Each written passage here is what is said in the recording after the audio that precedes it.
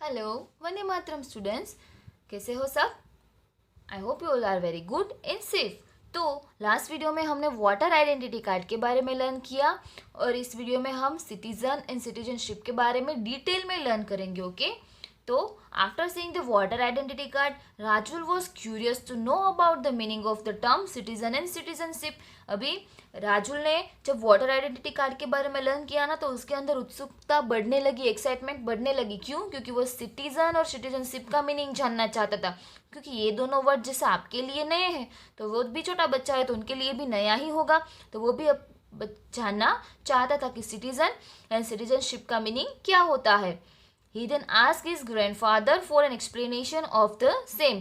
अभी उसने अपने ग्रैंडफादर को यही सारे सवाल किए कि वो सिटीजन और सिटीजनशिप का मीनिंग समझाए।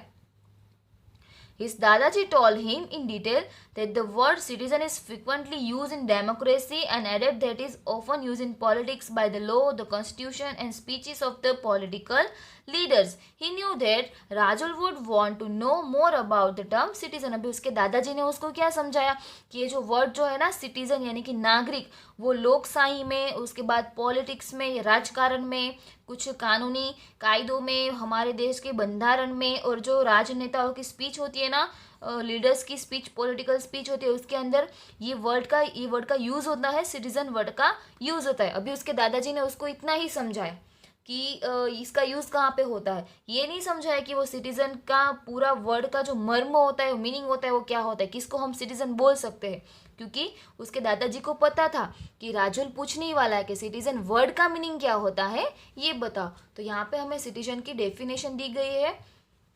अ person living in a village, city और town is called citizen but this meaning is limited. यानी कि जो पर्सन होता है, कोई सिटी टाउन में रहता है, विलेज में रहता है, वो क्या है? सिटीजन है। वो क्या है? नागरिक है। लेकिन ये जो मीनिंग है वो थोड़ा सा मर्यादित है। उसका रियल मीनिंग है, generally speaking, a person who legally belongs to a country and has a right and protection of that country is that citizen of that country. यानी कि पर्सन जो लीगली उस कंट्री से बिलोंग होता है। और कोई पर्सन कब उस कंट्री से बिलोंग होता है? जब वहाँ पे उनका बॉर्न होता है। अब कोई पर्सन लीगली कोई कंट्री से बिलोंग होता है और उसके पास वहाँ के कायदे कानून होते हैं। उस जो कोई भी कंट्री में वो बॉर्न होता है, वहाँ उसके कायदे कानून उस पर्सन के पास होते हैं, तो वो उस कंट्री का नागरिक है। जैसे कि हमारा एग्जाम्पल है, हमारा बॉर्न इंडिया में हुआ, हमारे पास इंडिया का कायदे कानून है और हमारे प्रोटेक्शन भी है, हमारे इंडिया में उसका भी कायदा कानून हमारे पास है, तो हम इंडिया के क्या हुए? सिटीजन यानी कि नागरिक। And Indian citizen has a deep love for his country and takes a pride in the fact that he is an Indian. अभी जो भारतीय नागरिक होता है ना, उसको भारत के प्रति बहुत सारा प्यार होता है और वो हमेशा अपने आप के ऊपर गर्व महसूस करता है। क्यों? क्योंकि वो भारत देश का नागरिक है। He cooperates with other citizens and serves the nation and in return the government gives him rights and to enjoy। अभी क्या होता है कि जो भारत का नागरिक होता है, यानी कि हम सब है, हम बाहर दूसरे सिटीजन को हेल्प करते हैं और हमारे देश की भी सेवा करते हैं, रक्षा करते हैं, और बदले में हमारा देश हमें क्या प्रोवाइड करता है? तो कुछ राइट्स हमें को प्रोवाइड करता है, कुछ हमारे हक हमें देता है, कुछ अधिकार देता है कि हम हमारी लाइफ को एंजॉय कर सके। The Indian government takes care of the life and property of all non-residents in India, Indians as well, and in idle citizen never causes harm to the country and nation। अभी यहाँ पे एक word है NRI, NRI, आपने ये word सुना होगा, NRI। Okay, कभी पेरेंट्स के पास से, कहीं बाहर से, कहीं स्कूल में, कहीं भी NRI वर्ड सुना होगा। तो NRI का फुल फॉर्म क्या होता है? नॉन रेसिडेंट इंडियंस, यानी कि ऐसे लोग जो हमारे इंडिया के नहीं है लेकिन फिर भी हमारे इंडिया में रहते हैं। एनआरआई यानी कि फॉरेनर्स, जो दूसरी कंट्री के लोग हैं लेकिन वो इंडिया में आके रहते हैं। और हमारे इंडियन लोग जो होते हैं वो भी दूसरी कंट्री में जाके रहते हैं। उसी तरह से दूसरी कंट्री के लोग, फॉरेनर, जो हमारे इंडिया में आके रहते हैं। तो हमारे जो इंडियन गवर्नमेंट है ना, वो सिर्फ इंडियंस की ही केयर नहीं करती है, लेकिन हमारे यहाँ पे आके जो एनआरआई रहते हैं ना, उनकी भी केयर अच्छी तरीके से करती है। और एक आदर्श नागरिक होता है ना, वो कभी ऐसा काम नहीं करेगा जिससे उसकी कंट्री को हार्म हो, उसकी कंट्री को नुकसान हो। ओके तो ये जो टॉपिक था इसमें हमने सिटीजन के बारे में लर्न किया, सिटीजन की डेफिनेशन, एनआरआई का फुल फॉर्म, उसके बाद एक अच्छे नागरिक की ड्यूटी क्या होती है वो, और एक सिटीजन के हिसाब से हमारे लिए हमारे दिल में हमारे कंट्री के प्रति क्या थिंकिंग्स होने चाहिए वो सब हमने लर्न किए। आगे हम सिटीजनशिप का पोर्शन लर्न करेंगे। अभी सिटीजन के बारे में लर्न किया, नागरिक के बारे में, उसके बाद हम लर्न करेंगे सिटीजनशिप यानी कि नागरिकता।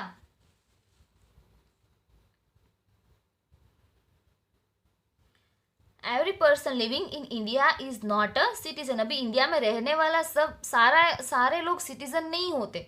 Out of this most are Indians and some are foreigners. इन सब में से कोई इंडियंस होता है और कोई फॉरेनर्स यानी कि कोई विदेशी होता है।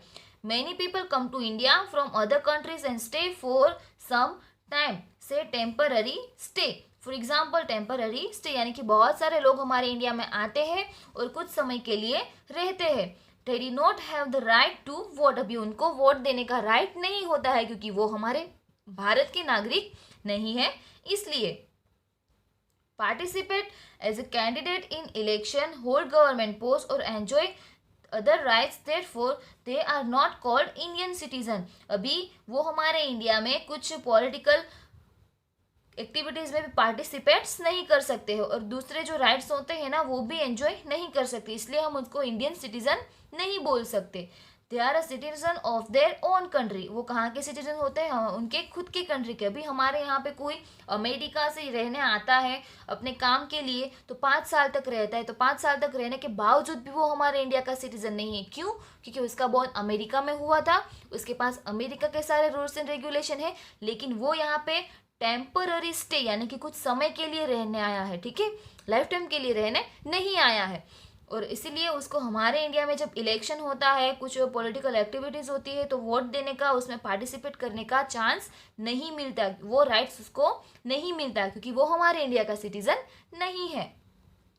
People from Europe, USA, Russia, Japan etcetera come to India to study, to visit or to work in a various industrial sector। यानी कि जो यूरोप, यूएसए, रशिया, जापान, बहुत सारी ऐसी कंट्री के लोग जो होते हैं ना वो हमारे इंडिया में स्टडी करने के लिए, हमारे इंडिया में विजिट करने के लिए, घूमने के लिए या तो फिर कोई इंडस्ट्रियल सेक्टर में काम करने के लिए हमारे इंडिया में आते हैं। Ambassadors of different countries stay in India but are not an Indian citizen. यानी कि दूसरे कंट्रीज के जो एम्बेसडर्स होते हैं, जो बड़ी बड़ी मीटिंग्स और वो सब हैंडल्स करते हैं, वो हमारे इंडिया में आते हैं, लेकिन उनकी पोस्ट कितनी भी ऊंची क्यों ना हो, कितने भी बड़े लोग क्यों ना हो, ठीक है, लेकिन वो हमारे इंडिया के सिटीजन नहीं कहलाते। क्यों? क्योंकि उनका बॉर्न इंडिया में नहीं हुआ है और उनके पास यहाँ का राइट्स नहीं है। Who will you call a citizen of India? यानी कि आप किसको इंडिया का सिटीजन बोलेंगे? हम किन को बोलेंगे इंडिया का सिटीजन? अभी हम इंडिया के इंडियन है, इंडिया के सिटीजन है, तो क्यों है? क्योंकि हमारा बॉर्न इंडिया में हुआ है, इसलिए हम इंडियन सिटीजन है। यानी कि जो कोई पर्सन जहाँ पे बॉर्न होता है ना वो वहीं का सिटीजन होता है। ठीक है, हम इंडिया के सिटीजन है क्योंकि हमारा बॉर्न इंडिया में हुआ है। अभी हम पढ़ाई के लिए, आगे कुछ काम के लिए, कुछ जॉब के लिए, कहीं पे घूमने के लिए अदर कंट्री में जाते हैं, अब्रॉड जाते हैं दूसरी कोई कंट्री में, तो हमारी सिटीजनशिप लॉस नहीं हो जाती, हमारी सिटीजनशिप जो है ना वो ख़त्म नहीं हो जाती, तब भी हम इंडियन सिटीज़न है। और वहाँ पे फॉरेनर से जो कोई भी कंट्री में हम जाते हैं ना वहाँ पे हमें सिर्फ वहाँ पे रहने का राइट्स मिलता है। उसी तरह इंडिया में जो लोग आते हैं उसको यहाँ पे इंडिया में रहने का राइट्स मिलता है और कुछ राइट्स उनको नहीं मिलते हैं, कोई पॉलिटिकल एक्टिविटीज़ के राइट्स उनको नहीं मिलते हैं। ओके, सो यहाँ पे हमने सिटीजनशिप का पोर्शन लर्न किया। आगे देखते हैं। Citizenship means to stay permanently in a country, to enjoy the rights given by a state and perform the duties entrusted to a person. A person gets or loses a citizenship according to the rules prescribed in the Constitution of India. अभी citizenship हम किसको बोलेंगे कि किसी country में permanently रहना और उस कंट्री के राइट्स को एंजॉय करना और उस कंट्री के प्रति हमारी कुछ रिस्पॉन्सिबिलिटीज है उसको फुलफिल करना, उसको हम बोलेंगे सिटीजनशिप यानी कि नागरिकता। और किसी भी इंसान को अपनी सिटीजनशिप चाहिए और उसको चेंज करनी है तो वो किसके हिसाब से होता है? हमारे कॉन्स्टिट्यूशन में जो रूल्स होते हैं ना, हमारे भारत के बंधारण में जो रूल्स बनाए हैं उसके हिसाब से उसको सिटीजनशिप मिलती है और वो सिटीजनशिप को चेंज भी कर सकता है। According to the Constitution, single citizenship is given by the Union government to all citizens of India. Citizen may belong to Gujarat or Maharashtra, but he is not entitled to get dual citizenship of the state and the union.